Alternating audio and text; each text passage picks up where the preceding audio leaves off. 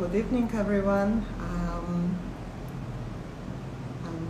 going to wait for a few minutes for everyone to join us. Um, I see Parag is online. We'll just wait for a few more minutes to get everybody on board, and then I will invite our guest of honor for tonight's episode. And here we go.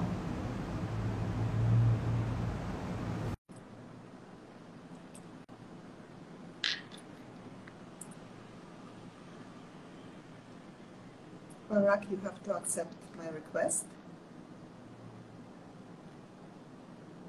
Just waiting for Parag to connect. Here you go. Well, hello, Olga. How are Well. you? How are you? Good, you're looking fabulous as Well, always. so is you. I can see that you set your hair properly and all. Why don't I okay, I think I'm in a good position now. I think the light behind me was too bright, but now is perfect. It's perfect. You okay, and I can hear you perfect, and it's wonderful. Well, it's an honor to have you. I will basically say just a bit of kind of logistical things. I will say a few words about the conversations with Olga. Then I will do a short bio of you. I will do the condensed version. Of course, I can talk for hours just to just to tell about your accomplishments and everything, and then we'll just dive in all together with some of the exciting points and questions. Hopefully, we can cover some of them, if not most. Can't wait. Okay. Okay. Well, I assume that a lot of people have joined in, so it's 1 minute after 8. And good evening, everyone. Good evening, our friends in Singapore. Good afternoon, everybody in Europe. And good morning for some of the early risers in the United States. And welcome to Conversations with Olga that I've started during the circuit breaker, because I had more time, and I wanted to connect to incredible people around the world. It's an IGTV series fostering intellectual and cultural exchange between influential individuals from all over the world. These individuals, my friends, share their life story in hopes to inspire and cultivate a more diverse and inclusive community. Tonight is my 10th episode, and you can listen to all the episodes if you go on IGTV at Events by Olga and press Conversation Session, and you can listen to all these incredible, wonderful people. And tonight it is my honor to welcome my dear friend, Dr. Parag Khanna. I will tell a few words about you, but I'm sure everybody knows, but nevertheless, I have to present you properly. Parag is a leading global strategy advisor, world traveler, and best-selling author. His internationally best-selling books have been translated to more than 20 languages. Parag was named one of the Esquire's 75 most influential people in the 21st century, and featured in Wired magazine's Smart List. From 2013 to 2018, he was a senior research fellow in the Center on Asia and Globalization at the Lee Kuan Yew School of Public Policy at the National University of Singapore. Prior to that, from 2006 to 2015, he was a senior research fellow at the New American Foundation. He has held a variety of senior positions in the U.S. government, such as an advisor to the U.S. National Intelligence Council, and served in Iraq and Afghanistan as a senior intelligence consul, and served in Iraq and Afghanistan as senior geopolitical advisor to the United States Special Operations Forces. He's also been a fellow in the Brookings Institution and worked in the World Economic Forum and Council on Foreign Relations. Dr. Parag Khanna also appears frequently in media all around the world, from BBC to CNN, and has been given 2 major TED Talks that I thoroughly enjoyed listening to, and he is viewed by more than 3 million people.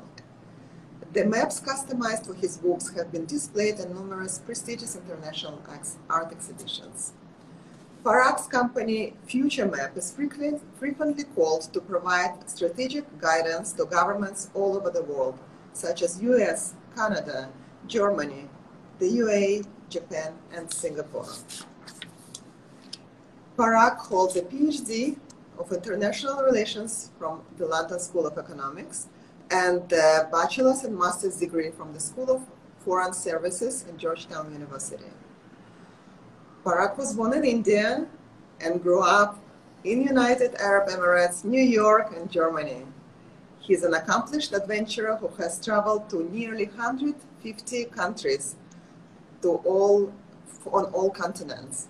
Since some of his lengthy journey include driving from the Baltic Sea through the Balkan and across Turkey and the Caucasus to the Caspian Sea, across the rugged terrain of Tibet and Xinjiang provinces of Western China, and 10,000 kilometers from London to Ulaanbaatar and the Mongolia charity rally. Am I correct? I saw the documentary that Parag showed me a few years ago about some of his travels, and it's fascinating. He climbed numerous 20,000 foot plus peaks all over, including Alps and Himalayas and Siangshan mountain ranges. And he's also a very competitive tennis player, among other physical activities that he does regularly. He speaks German, Hindi, French, Spanish, and basic Arabic. And he can communicate a little bit when he has enough vodka in Russian. And I witnessed that at some of my dinners at home. Well, once again, dear Parag, thank you so much for joining us, and welcome. We have to dive in immediately, and we have a lot of things to cover. And so I would like to start with your books. Your life is extremely full, diverse, incredibly exciting, and your interests of world travel and economics really have been an inspiration to all of us, to my children, to your listeners, to friends from all over the world. And please, I want to start with your new book that I'm thoroughly enjoying reading. It's The Future of ASEAN. Your talk about getting Asia right, what does it mean? Well, first of all, thank you, Olga. It's such a pleasure to be with you. I'm honored to be your 10th guest. And we've been in Singapore almost 10 years. And really, you in particular have made us feel like family here. So I'm thrilled to, beyond all of our informal get-togethers, to have this conversation with you. So congratulations on everything you've been doing and now moving into the digital domain. So on this book, it's appropriate that we're in Singapore because one of the many arguments in this book is that a place like Singapore not only represents the future of Asia, this city is something like a capital of Asia because it really brings together in a melting pot way the people from Northeast Asia, North Asia, like China, of course, South Asia, Indians, and of course people from all across Southeast Asia. So this is really the story of the last 30 years. Well, it was exactly 30 years ago, Olga, as you know as well as anyone, that the Soviet Union collapsed. So that was 1991. Here we are in 2021. And the history of the world in our conventional Anglo-centric English language Western media is told through the lens of what happened to the West over the last 30 years, right? Western policies, everything. But the truth is that the biggest story of the last 30 years and the biggest story of the next 30 years is right here in Asia. Because by far the biggest story of this entire time period has been the rise of Asia. Not Trump, not Brexit, none of those things, right? Simply, it's the rise of Asia. It's Asian societies getting more connected to each other, with China, of course, rising the fastest and most powerfully, but now a whole other wave of countries rising as well. So this collective Asian story is the one that I wanted to tell, not only because we need an Asian history of this post-war, post-Cold War period, but also because we need a history and a forecast that's not only about China. because as you know, there are 3.5 billion Asians who are not Chinese, right? And I wanted to tell an integrated story. Got it. Yes, and actually, I love the crash course in world history in your book. It's really fascinating. It's written with the notion that the 21st century, as you said, the world is being Asianized, isn't it? You talk about getting Asia right. What does it mean? That's a great question. So getting Asia right is a very topical, timely issue to discuss because it is something that the Biden administration is facing as well, right? To rethink what its Asia policy is. But of course, the book is not directed just at people in Washington. It's actually directed at people in Asia, because a lot of Asia is so vast. There are 6 or 7 major civilizational groups. They don't all understand each other particularly well either. What I've noticed over the last 10 years is that Chinese don't know Indian history, Indians don't know Japanese history, Japanese don't know Indonesian history, Indonesians don't know Persian history. And I wanted to, like you say, give a crash course, a neutral perspective on the last 4,000 years of Asian history in 50 pages, so that anyone from any part of Asia or anywhere in the world could agree that this is what happened. This is what history was. Not from a Chinese view or a Japanese view or Korean view, but a holistic kind of perspective of really that you can't explain any Asian civilization without looking at the others and how they have connected. So that's part of what getting Asia right is. And the other part of it is, of course, not looking at only China and believing that Asia is whatever China wants, because that's not true. True of the past, it's not true of the present, and it's not true of the future. So Asia is, as I like to say, not a block, it's a sponge, right? It's a sponge historically, and it's ever more a sponge today. Absolutely. And you're right that Asia is rapidly returning actually to the century-old patterns of commerce and conflict and cultural exchange from time before European colonization and American dominance to some extent, isn't it? What is your take on cultural transformation in Asia? Of course, I'm always very interested in traditions and culture, and is there an emphasis of going back into traditions and heritage, and rather than complete immersion into the technology-driven and obscure at times, sort of obscure time for the global civilizations? What is It's a great point. Fortunately, the answer is that the rise of Asia has come with a restoration of the centrality of certain Asian cultural legacies. But let me go back, because in the 1990s, people thought, well, when Asia modernizes, it might just come to look like the West. And that school of thought was modernization equals Westernization. That proved not to be true. One of the other arguments was, well, everything becomes technology, right? And we all lose our culture. That's also not true. So what we've seen now is that whether it is Chinese fashion and music and art, and obviously Chinese artists are among the most prominent in the world today, or if we think about Ayurvedic Indian medicine and the popularity of Indian spices and cooking and Bollywood dance, you name it, right? Yes. I wanted to actually, one of the things I did, and this was a tedious exercise, I went back over the last 100 years and I looked at how many Asians each decade have won Nobel Prizes or film awards or literature prizes and other great notable recognitions across different fields and disciplines. And I found that not in the first 60 or 70 years, but in the last 40 or 50 years, really, there has been just an explosion of this recognition and appreciation of this vast diversity of Asian cultures. And of course, it can be the study of language. Yeah, it can, and all of these manifestations. And I think that is, fortunately, it's the final point on this is that it's not about the rise of one or the decline of another, right? One of the arguments I make, and I think this is really a central, biggest argument possible, is that the rise of Asia does not mean the decline of the West. Rather, think of it like a painting, right? The world was painted by Europe one color, then painted by America another color, and now there's Asian colors. And truly, when you make a painting and you add new layers of paint, you don't actually erase the previous layers. They mix together, they blend together, they form something new. And that is what global civilization is today.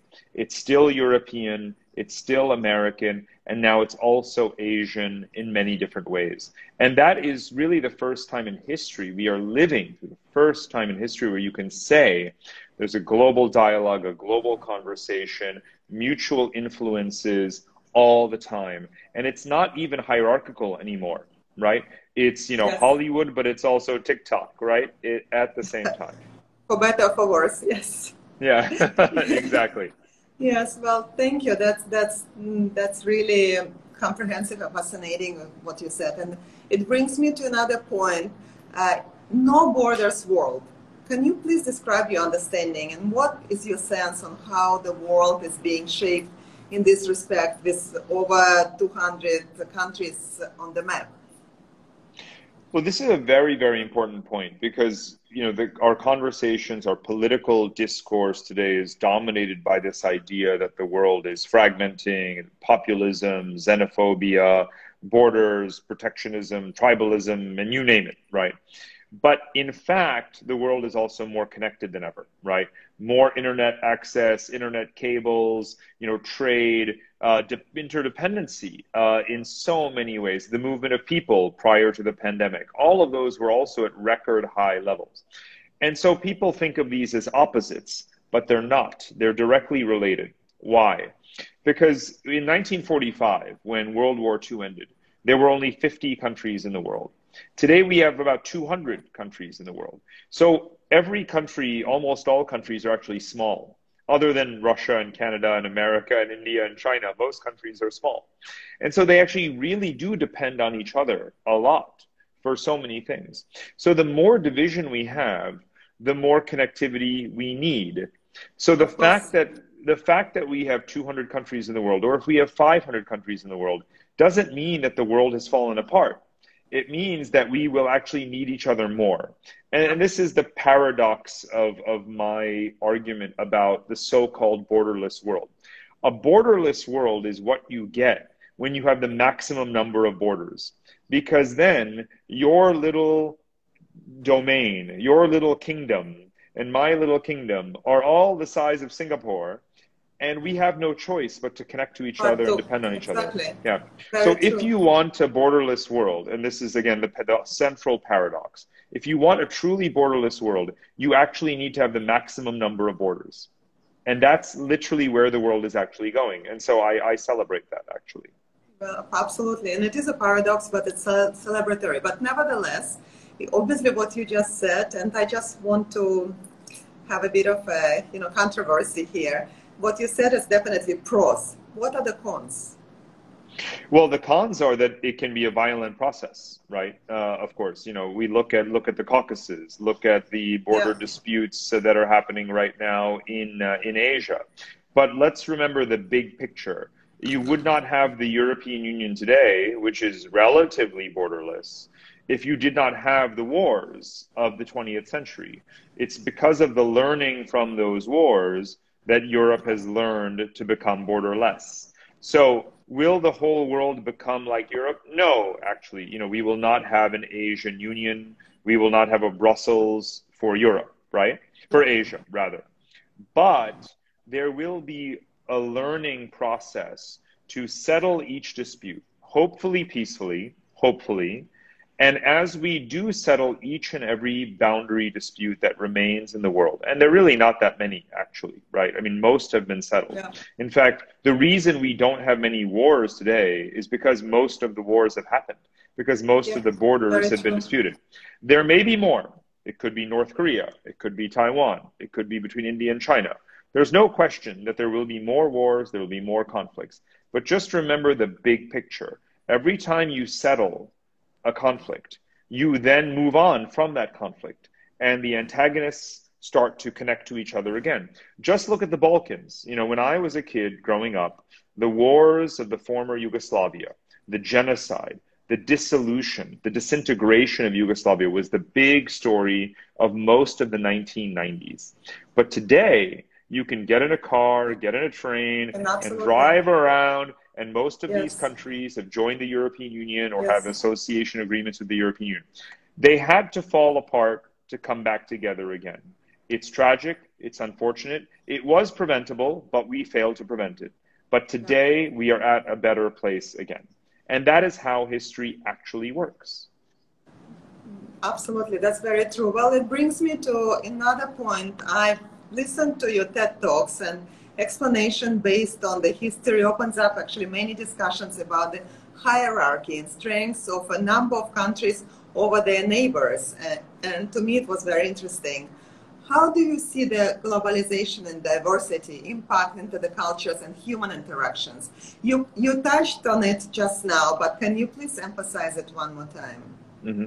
I celebrate this aspect of globalization. And let me say that a lot of people right now are so pessimistic about globalization. You hear about deglobalization and, again, retrenching of economies and nearshoring of trade and putting up borders and migration has stopped and so on. But if you think about the digital connectivity, the communication across cultures, the ability of people to learn foreign languages, and also even global platforms that are allowing companies and coders and software programmers to work together in a borderless way in the cloud, that is obviously at record levels like never before. And in a way, the pandemic will accelerate that, right? Yeah, So true. you have your audience and your connections, all over the world, and so does everyone, all at the same time.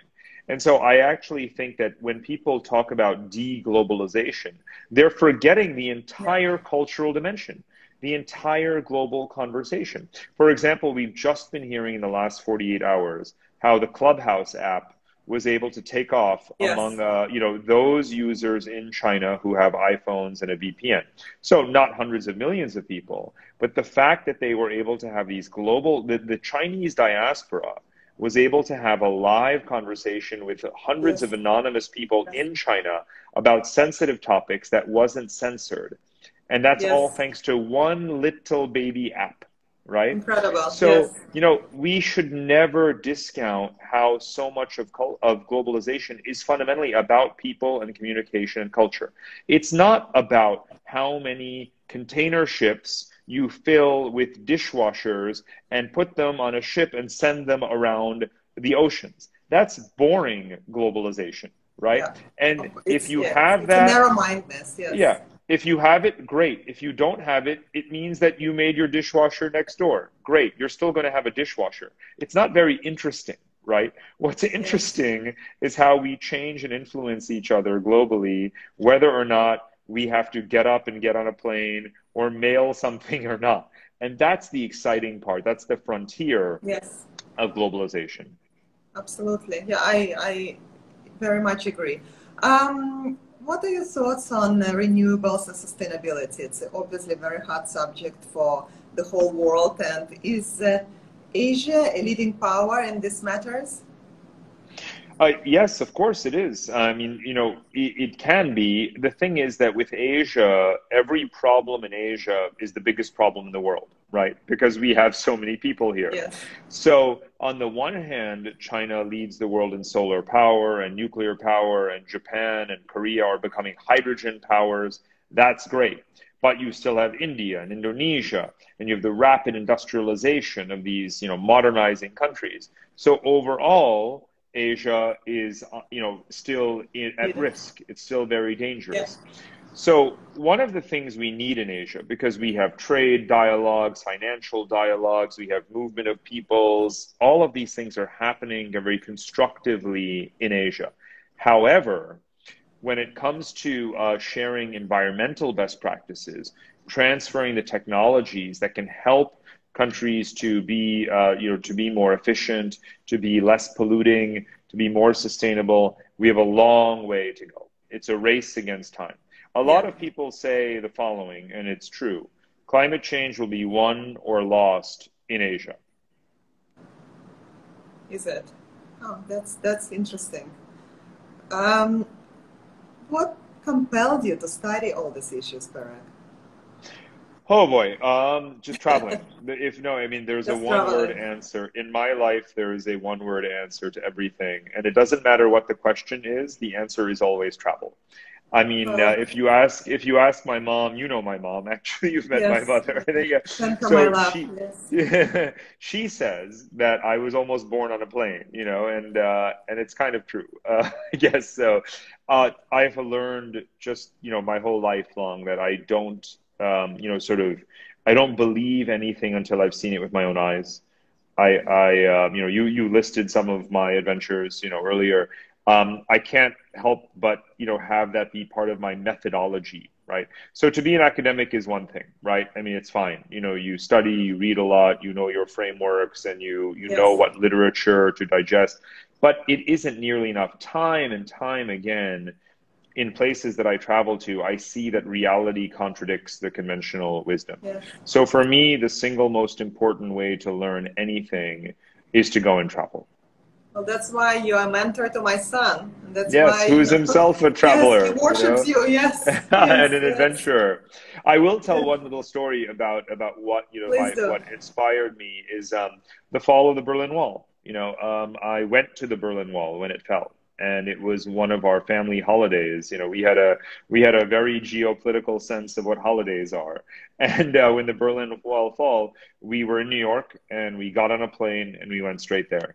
And that was magical. I was 12 years old, so it was the most important moment that I have ever been Yeah, through. And ever since I was 12, so it was 30 years ago, every day is sort of a derivative of that moment. You know, everything I've ever done is because I got to be in Berlin, you know, when the wall was falling. And I get goosebumps 30 years later. yeah. It was the most important thing that's ever happened to me.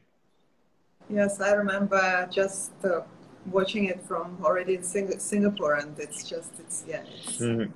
incredible. Well, what is it that you want to convey through your work to all of us? That's a great question. You know, I mean, I'll tell you that, you know, there are people who write for an audience and they know what their readers want, right? If I'm a nonfiction writer, if I'm writing thrillers and murder mysteries, I know what my audience wants. I cannot say that for what I do, right? I want to convey truth. I want to convey facts and analysis. I'm in a race or a competition to simply be right, right? I want to be right. And that's not something that that's what I want to convey, right? But I wouldn't publish anything for you to read or anyone else to read Yes, until I was 100% sure that my analysis was the correct analysis. So it's really a personal struggle. It's yes, me interpreting the world.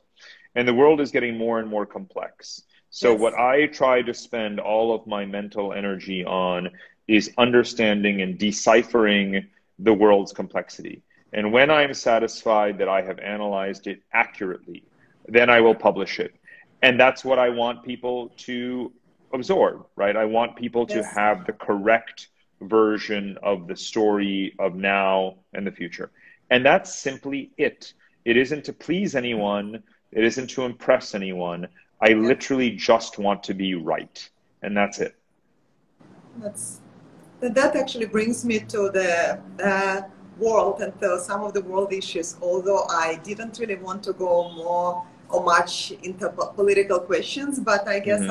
of course, you just inspired me with what you said, that you want to know the truth and you want to express the truth. So, two questions with regards to the world issues. First one is with regards to your experience as a geopolitical advisor to the U.S. Special Forces in Iraq and Afghanistan. What were the challenges that faced and highlighted by the operators in the midst of their mission?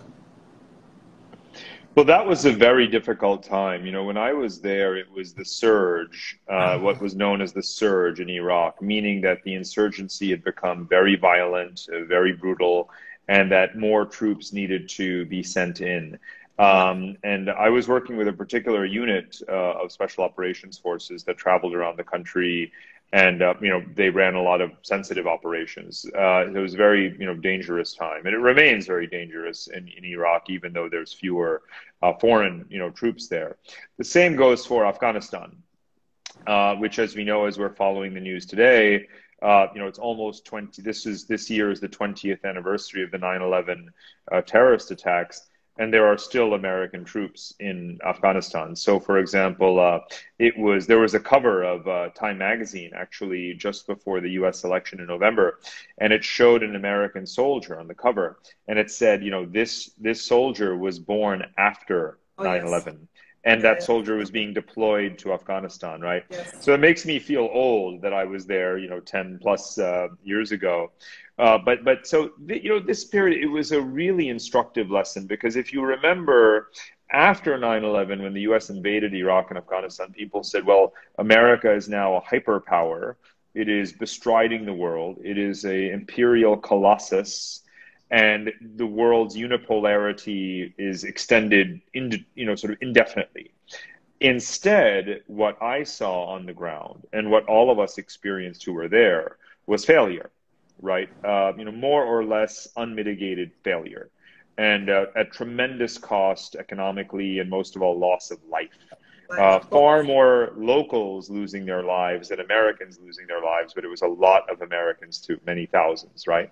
So what we saw was failure, and that's itself a very important lesson, quite frankly, right? So Absolutely. I lived through a very, very major, operational, strategic error and operational failure. And it teaches you a lot about how you should view the world and what is power and where does power matter and what kind of power and so forth. So I've definitely carried those lessons in all of my writing because obviously you don't see me championing interventions and conflict and so forth Yes, of because course. I know firsthand that it doesn't really work. Yeah, and of course, and people had emotional scars and will have emotional scars for life. And that brings me to another world issue, totally opposite, and the Asian issue. What can you foresee in the situation surrounding China and her growing pursuit to ensure the Chinese hegemony in the region of with Taiwan and Hong Kong actively championing for its independence? What is your take on situation right Mhm. now?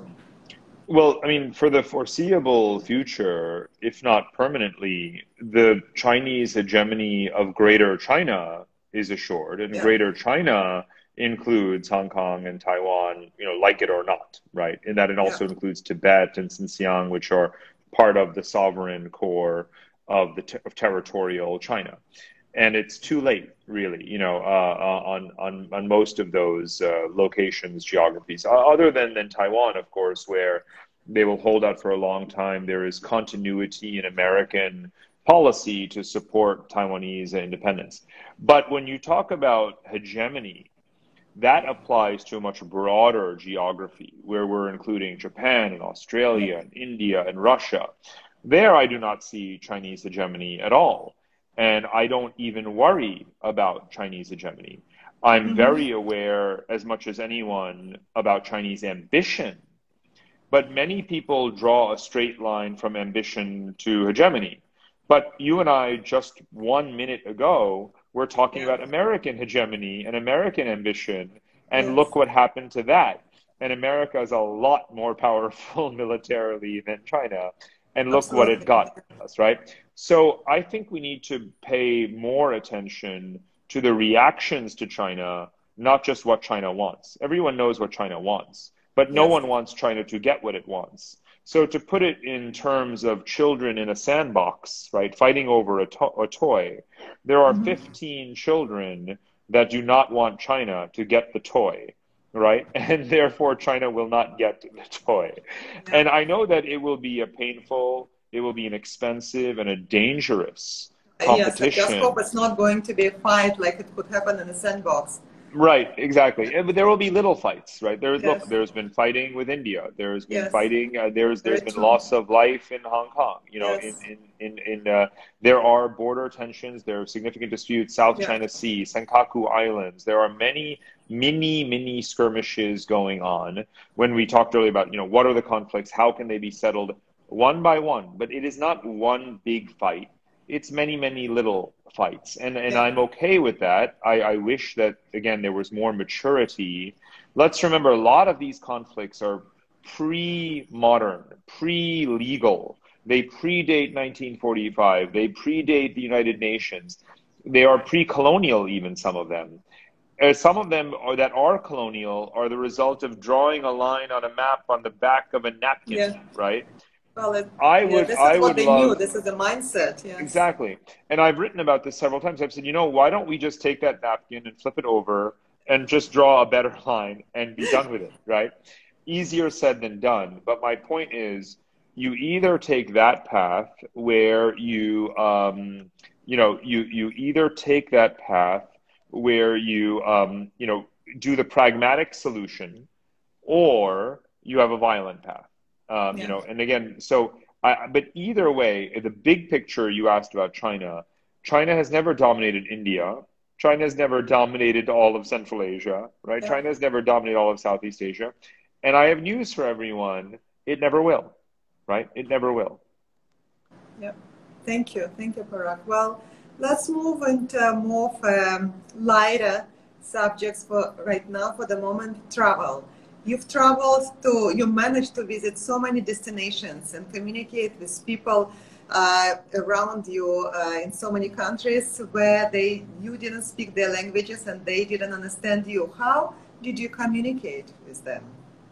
Oh, well, for every, geography or region, there's different kind of, story. When I was spending many months in Egypt and across the Arab world, from Libya, across Egypt, Jordan, Syria, Lebanon, Iraq, and so forth, I spent a fair bit of time learning Arabic, and I tried to converse and even do a couple of interviews in Arabic.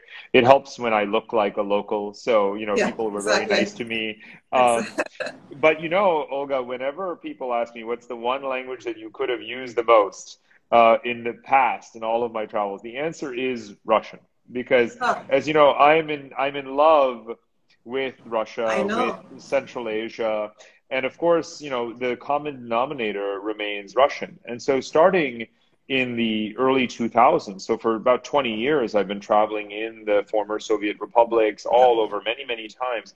And it's such a shame to not have that comfort level to just be able to say whatever I want and easily communicate. So I've had translators. In China, it's no surprise, of course, that one needs to have interpreters wherever you go, and that helps to enrich the conversation. So the two kind of linguistic domains that have been most useful for me geopolitically are the ones that I don't command. Hmm. But for other places, I felt very comfortable just Yeah. speaking either like Hindi or Urdu or German or Spanish or Yeah. French, and I've gotten by. Well, let me tell you that you definitely can relate to Russians because you have a Russian soul, and I Yeah. definitely Oh, feel thank it. you. And Thank you. seriously, what is your most favorite stan in Central Asia? You've traveled all over. Yeah, What I mean, stands out? it's I do love all my stands dearly, but Uzbekistan, probably, and Uzbekistan. so many times people ask me, where should I go on a holiday? What's the one place I should go? And I always tell them that it's impossible to even speak about the Silk Road, to even utter the words Silk Road until you've gone and spent time Yeah. in Uzbekistan, and I've been at least 10 times, probably. It's such an incredibly charming and well preserved country in terms of the historical monuments. So each time I go, I feel like they have really committed resources to renovation and preservation, conservation of their historical monuments. And that's a wonderful thing. So it makes it really special. So whether you're listening here in Singapore or America or wherever, do go to Uzbekistan. It's incredibly safe, first of all. So for better or Yes. worse, police states are safe places to travel. Oh, So I wasn't uh, worried when Mark was there no, I no, no, no. kind of felt No. very safe. You're right. It is a genuinely special country, and the feeling you get there, you could perhaps only compare to Iran, quite frankly, in terms Hmm. of, again, this real wealth. Of course, the monuments in Iran that you can still visit do go back thousands of years, not just hundreds of years. But when you are in Uzbekistan, the ones that really convey the greatest historical grandeur that date back to the era of Timur and even pre-Mongols, or less than 1,000 years old. But still, it's just so spectacular, truly spectacular. That's definitely a great advertisement for the amazing stand, for sure. Children and family. I have known you and Aisha since probably basically when you arrived first to Singapore, since we first came to Singapore. Yeah. And I have always admired just listening and hearing the stories about the incredible, sensible way of responsibility and how you bring up the children, how you educate them, and how in a very rounded, very humble, and yet certainly intense way. Can you please share your philosophy on parenthood a little bit? Or I should probably have Aisha next to you and Yeah. ask this question together, but I have you now here. No, I think we do see eye to eye on it, and I think a lot of the Sure. adjectives you just used are very appropriate. So I mean, so you use the word intense, but intense, is not like a tiger mom. It's more intense in the sense that the kids have figured out what they like, what their projects are, what their passions are, what their entrepreneurial energy would go into. So coding, robotics, but applied to the real world. So each of them has just this one thing that they individually have decided. They really are into it themselves. They're motivated. So that's intensity. But you also mentioned, humble, humility. And they don't go out and like trumpet it. They actually work really hard. They spend a lot of time learning fundamentals, and Aisha really emphasizes that. Sort of don't just make a flashy thing. Really understand the code and the inside out, and spend a lot of quiet time focusing on that. But also they have a lot of fun. So we as a family, we have a lot of fun, like together. Yes. We obviously travel a lot. So Yes. for Zara, it's got to be 55 countries or so, and she's only 11, right? So she Incredible. has Yes. she's very enthusiastic about it, and motivated, and has written her own little book about it and Great. made her own videos and everything. So we just encourage them to pick that thing. So in a To way, it's not explore. like it's, I would say, maybe if that adds up to a philosophy, fine. But I would also say that it's not just inside out. It's also looking at what works in the world today, and realizing that in a world where anyone has any information at their fingertips, and technology is competing with us as humans, you want to be unique, right? There's no sense in just duplicating generic work, right? So we encourage creativity, as much as anything else. Yeah. So what are your key thoughts on the key elements of education this thing for the youth?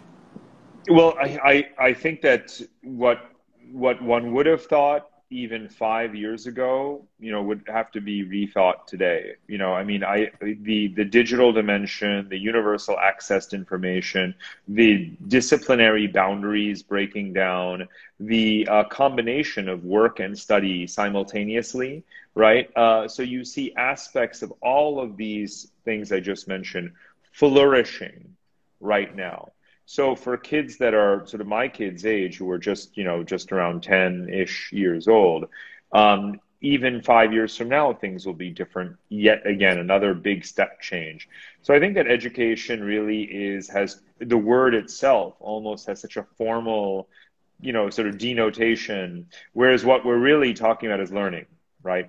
You know, you're learning all the time. How do you digest, record, store, certify those different kinds of learning? And there's a thriving ecosystem today that's just about that process of certifying all the different kinds of learning and activities and so forth. I think that's what education really should be.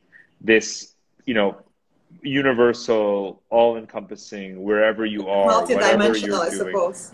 Yes. totally multidimensional. And Yes. I celebrate that. And so I really do not, and this is one of the things that we muse about here at home, is sort of, would our kids go to college, right? The way we went to college and spent 4 years at college. And I honestly hope that the answer is no. right? I hope the answer is no.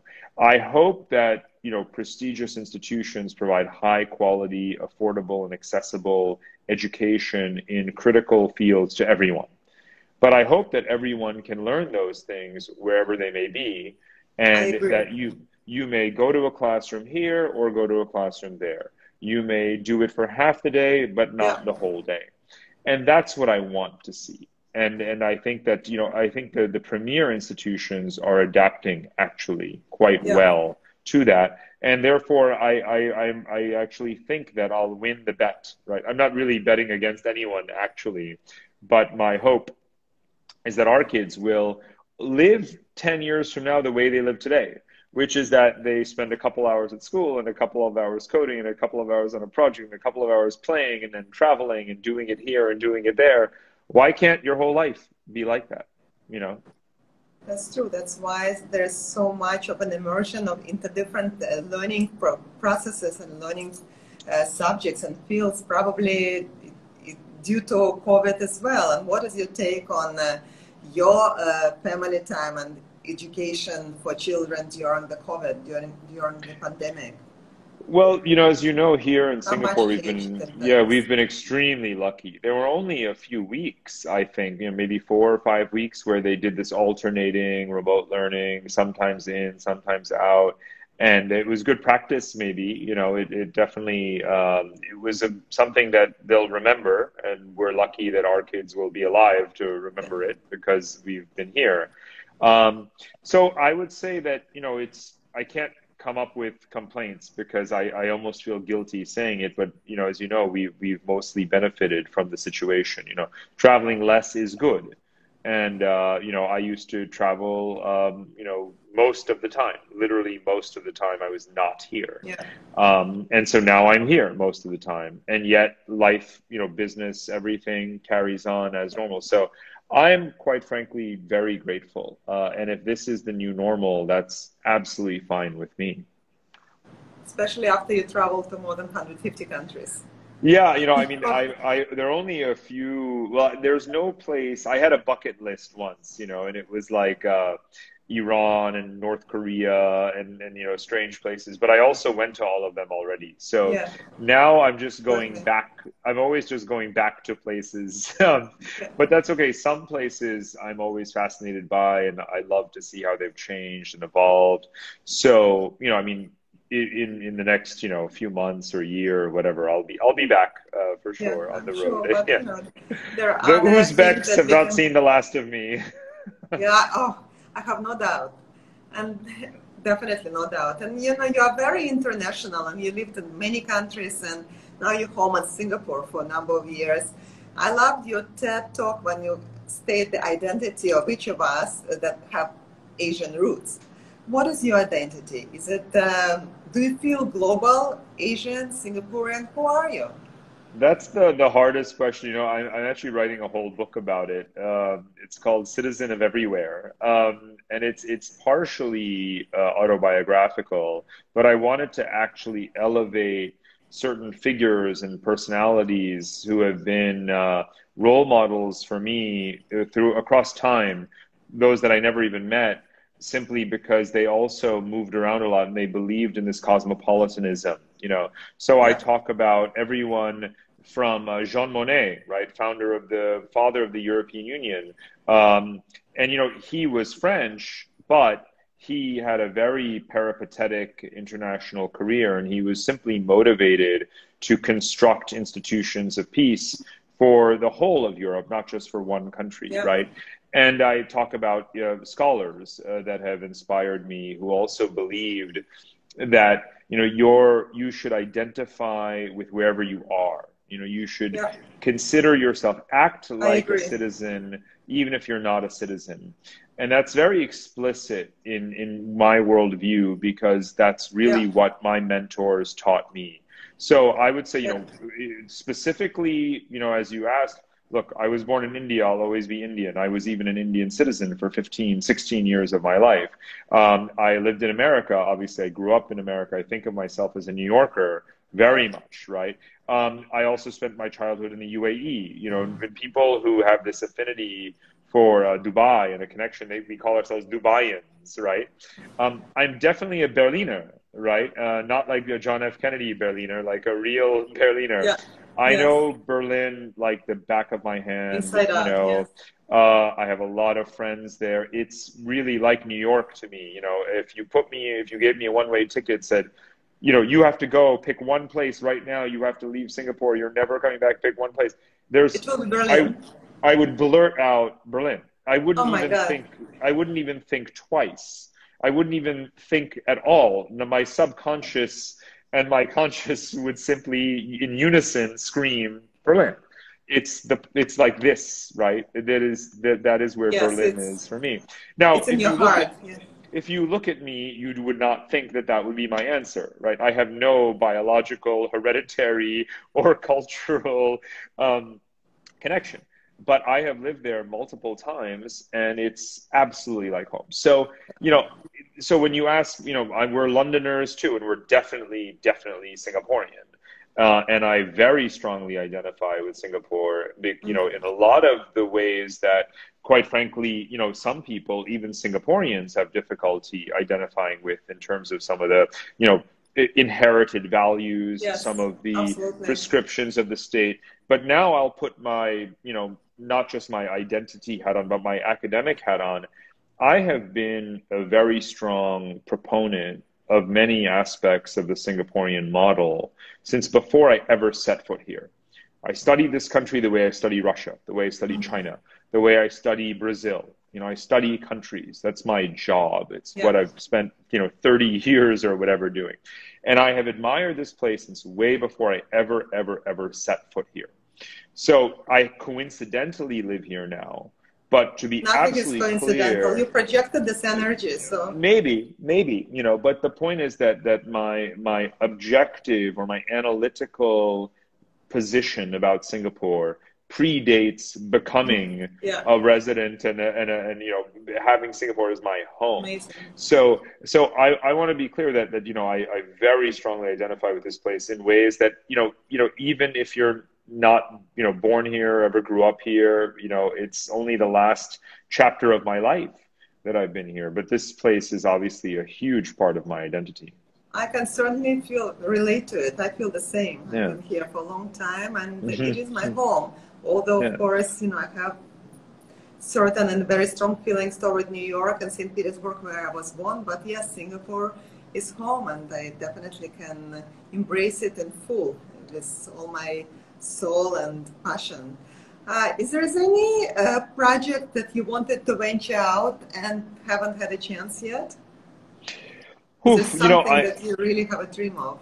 I am pursuing a couple of things. I mean, you know, I in my company, we have launched something called Climate Oases, you know, and we are forecasting, you know, with data-driven tools, what will be the most habitable geographies of the world in the future, and to advocate for you know, active resettlement of people into these geographies. So that's an entrepreneurial project. It's a corporate project. It's a data science project, and I'm learning so much Yeah. about, you know, math and statistics and, you know, these kinds of things. So it's really been, you know, this is a nerdy answer to your question, but, you know, I've been savoring every minute of this for the past 1 year that we've been intensely working on it. And then writing is very painful for me because Yeah. I'm very Because you're bad very at it. thorough. But it's a painful exercise.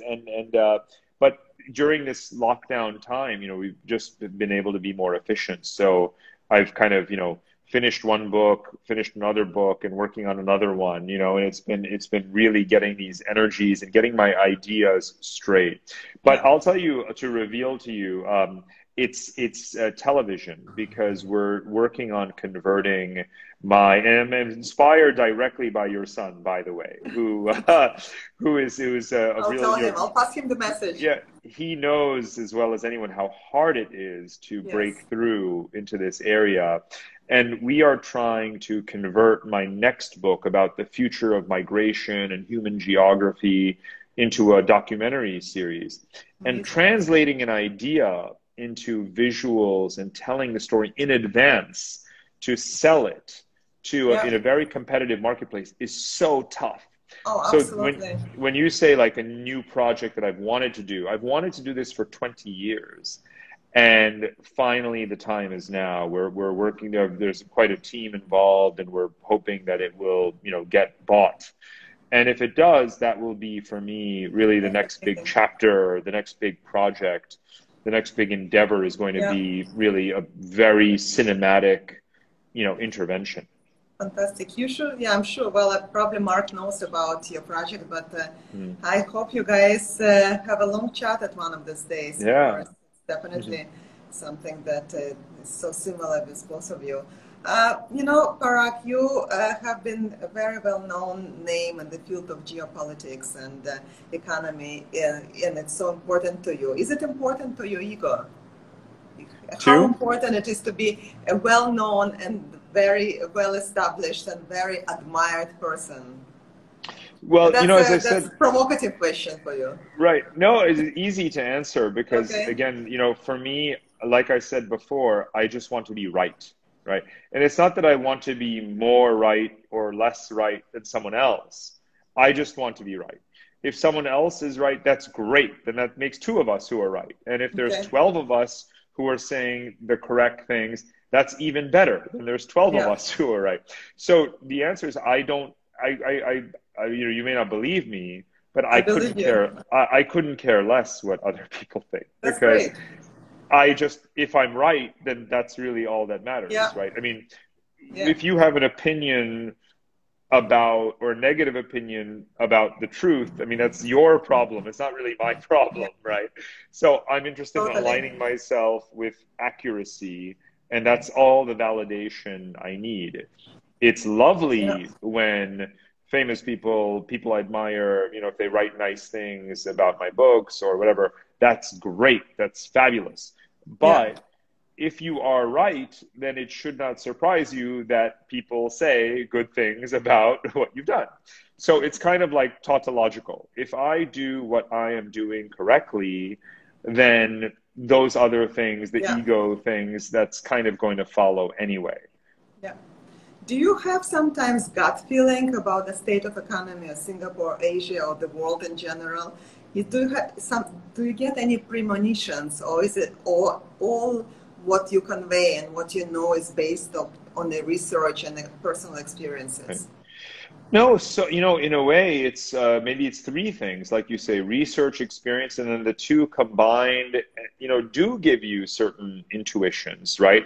Sort of how will a scenario play out? For example, before the U.S. election, people were saying America is in chaos. China is going to invade Taiwan now. It's going to take advantage of it. I was like, my intuition was like, no. I think I have an understanding of these things, right? A place gives you a vibe.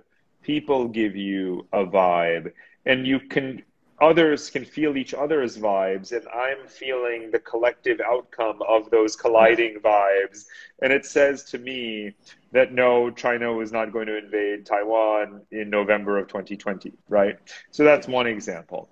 And I do think it's so you do get those premonitions and intuitions over time, yeah, and of course that's an extremely important part of hmm, what gives you confidence. You yeah, should not make all of your decisions in life or in yeah, your analysis yeah, based on a hunch, yes, right? And I obviously do not do that.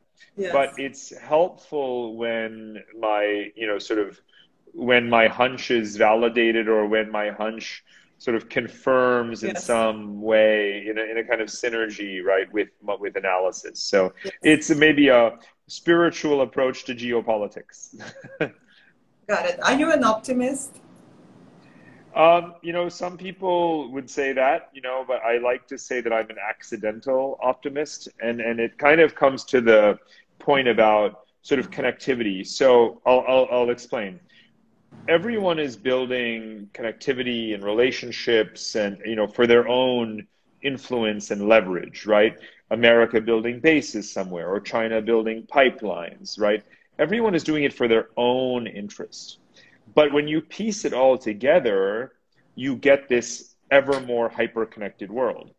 And in that hyperconnectivity, you get resilience because you can use these pathways for trade, for movement of goods, for movement of people, and it makes us more resilient and mobile and so forth. So I'm an accidental optimist because I see everyone acting really selfishly, Yeah. but the collective outcome is something that benefits Something. everyone. Yes. And that is an intrinsic argument in sort of, various strands of economic theory and liberal theory and so forth, and globalization. But we often forget that when we only look at the trees and not the forest. So overall, I would say yes, I'm an optimistic person. It's wonderful. I will ask one more question from my side, sort of also. I'm just curious about your answer, and then there are a whole bunch of questions that a lot of our listeners posted. I probably will not be able to raise all of them, but a few of them, if you don't mind, if you're not in Sure. too much of a rush, I will just scroll down and ask a few of these questions from some of the people who are now watching our program. For my side, I'm curious. I want to ask you a question. What is the correlation between wanting to be wealthy and wanting to be happy? And if there is a correlation. Well, there is some amount of research, a lot of research on this, and it's survey driven, obviously, and it also depends on the definition of happy. So there's a whole field, as you know, of happiness research. But even within that research, there's a lot of criticism because sometimes the word happy is confused with the word satisfaction, and Yes. those mean different things. And I am actually a critic of that. Sort of, holding those synonymous. And I think we need more granular analysis of the difference between happiness and satisfaction. We need to ask questions with more precision. So let me put that aside. The evidence that we have suggests that once people have, I think, $60,000 or $65,000, a year of per capita income, their happiness more or less is flat. So if a person has $65,000 or $65 million, you don't really gain much in their self-assessment of, happiness, right? But I think you would have cultural variations, right? So, Singapore in some studies is considered happy. In other places, it's considered unhappy. And the difference is definitely in the difference between happiness and satisfaction. I believe, if you ask me anecdotally, personally, not rigorously or scientifically, I believe that Singaporeans are happy, but that they're not necessarily satisfied. And it's not a bad thing to be dissatisfied. It could mean that you're ambitious and that you feel that you should push more and achieve more and so forth, right?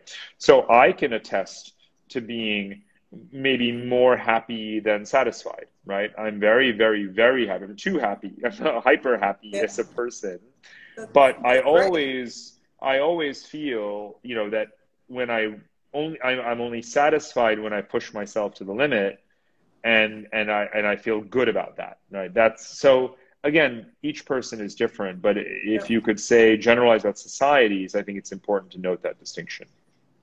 Got it. Well, to me, I think that I would prefer to be happy because when you're happy, the money comes easier as well.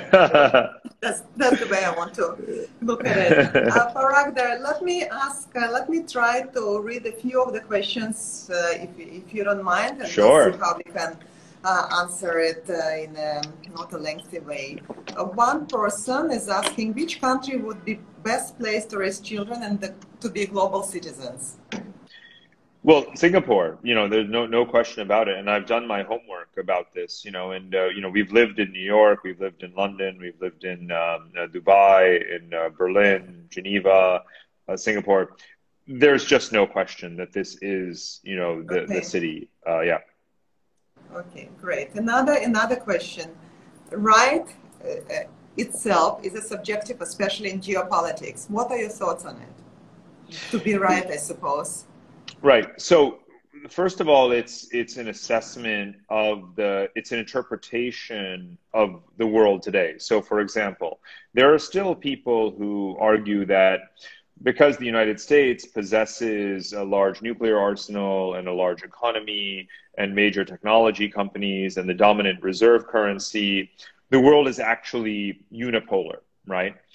my argument is that actually simply listing a bunch of metrics doesn't tell you what power is. It's its utility that tells you what power is and how useful it is. And therefore, the world is actually quite multipolar and it's relational. And China doesn't have to have 60,000 nuclear weapons to be a superpower. So I am right. Right? You don't need to listen to those out. There's no question there. I mean, again, people are entitled to their opinions. But if you are in the real world, not in the world of one particular theory, the argument that I was quoting earlier is basically just a theoretical argument. It has almost no utility in the real world today. So as far as the real world is concerned, I'm right. So yes, of course, you know, there's the debate about subjective versus objective, but you don't find the outcome simply by counting the number of people who believe one thing and counting the number of people who believe something else. You go out in the world and you test the proposition, right? And that's how that's where my confidence sort of derives from. Thank you. Another friend is curious about Singapore's plan for sustainability, if there is a strong one that you know of. It's a great question. Let's remember that almost nothing Singapore does or does not do with respect to sustainability will have any impact on the planetary conditions because we are one of the smallest countries on Earth with only 5 million people. That said, every country should do whatever it can. In some areas, Singapore is doing a fair bit to protect itself. For example, plans to raise sea barriers is one example. Efforts to lower the temperature that is caused by the industrial output. Efforts to recycle. Efforts to generate, recycle more water as well to reduce water imports. Efforts to grow more food so we don't have to import as much food. We're bringing in, you must have seen it was just the Straits Times headline from about 1 hour ago. Teslas are now going to be available, for sale. So, but of course, the supply chain of electric car batteries is very dirty, right? It's horrible. A lot more needs to be done in Singapore. Just on basic material recycling and conservation, a lot of those things, we could do more of here. But I think that, the effort is starting to become more prominent, and I think that's a good thing. Thank you. And I guess perhaps the last question that I'm reading from the feed. Do you think the virtual blurring of boundaries eventually lead to the removal of nationalistic boundaries? That's a great question. So again, we're not really removing any boundaries, right? We're adding more boundaries. We have more boundaries than ever. We have more states being created. We still have wars of secession and independence, right? So therefore, nationalism is the reason why. So if you think about, I have sympathies for the people of Kurdistan, right? I believe the people of Kurdistan should have their own country, and eventually there will. So there is Kurdish nationalism. And when the Kurds do eventually get their own country, and Kurdistan gets a seat in the United Nations, there will still be Kurdistan nationalism, right? France has been an independent country for centuries. There is still French nationalism, and there's American nationalism. Perhaps the only country that's powerful that doesn't have a very, very strong nationalism is Canada, right? But they're unique and boring in their own lovable way. So I hope there are not too many Canadians listening to us right now. But I'm a big admirer, and I believe that's a triumph, right? So Canada is a unique triumph in a positive way. But we'll always have nationalism. It's not evil, right? I would prefer patriotism to nationalism.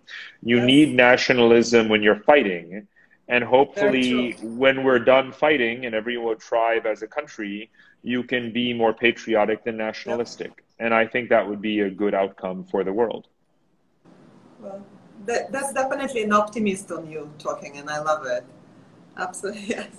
It is very optimistic. Yes, well, that's wonderful. Well, Parag, I can't thank you enough. It was absolute pleasure and honor to have you in Conversations with Olga tonight, and the conversation, the episode will be posted across the social media. I will post it on the stories and on the feed as well. And of course, Parag, I will send you the link, so feel free to share it with your admirers and listeners and supporters who were not able to listen to us live today. And I'm looking forward to see you very soon at our next dinner, which is in schedule soon. And thank you very much. Love to Aisha and children, and thank you so much again. Thank you, And Olga. Konsi Such a Pachai, pleasure. happy Lunar New Year. Gong Chi Fa Chai. Konsi Great to see Pachai. you. Thank you. Bye-bye. Ciao. Bye-bye. Thank you, everyone.